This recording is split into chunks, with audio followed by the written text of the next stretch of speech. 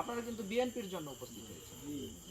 আপনারা কিন্তু শহীদ রাষ্ট্রপতি জিয়াউর রহমানের দলকে সমৃদ্ধ করার জন্য উপস্থিত হয়েছেন।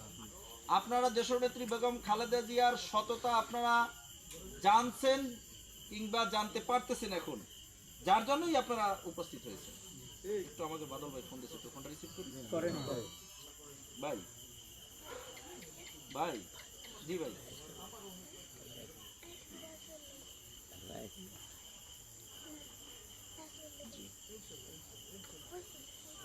আমি আসতেছি। আপনি একটু আগে যেখানে ভিডিও কলে অন্তর্ভুক্ত ছিলেন সেখানে বক্তব্য চলমান আছে, সবার কাছ থেকে অনুমতি নিয়ে আপনার ফোনটা রিসিভ করছি।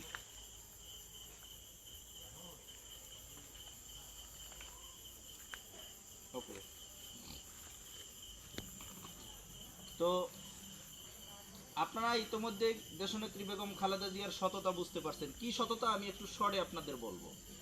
তারেক রহমান সম্বন্ধে যত প্রোপাগান্ডা বিগত 18 বছরে চলছিল সে সম্বন্ধে আপনারা এখন দৃশ্যমান হচ্ছেন যে আসলে তারেক রহমান কতটা খারাপ ছিল বা কি ভালো ছিল সেটাও আপনারা এখন বুঝতেছেন।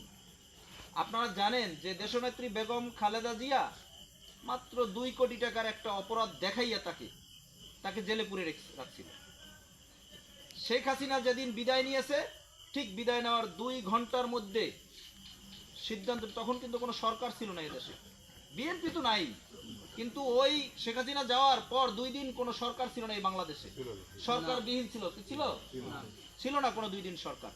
সেই 2 ঘন্টার মধ্যে হাসিনা পালিয়ে যাওয়ার সিদ্ধান্ত নিয়েছে রাষ্ট্রপতি, হাসিনার তৈরি করা রাষ্ট্রপতি। সেই রাষ্ট্রপতি সিদ্ধান্ত নিয়েছে বেগম খালেদা জিয়া আগামীকালকে মুক্তি পাবেন। তাহলে আপনারা বোঝেন খালেদা জিয়া কোনো অপরাধী ছিল না, শুধু আওয়ামী রোষানলে, শুধু শেখ হাসিনা গাত্রদাহ হয়ে বেগম খালেদা জিয়াকে জেলে পুরে রেখেছে। এটা আপনাদেরকে কিন্তু জানতে হবে। এটা যদি ভালোভাবে জানতে পারেন তাহলেই বুঝবেন যে দেশে আওয়ামী লীগ কি ছিল আর বিএনপি কি।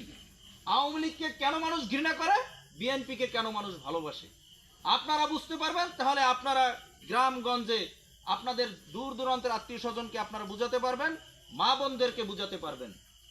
2 কোটি টাকার ফিরিস্তিটা আপনাদেরকে বুঝাবো।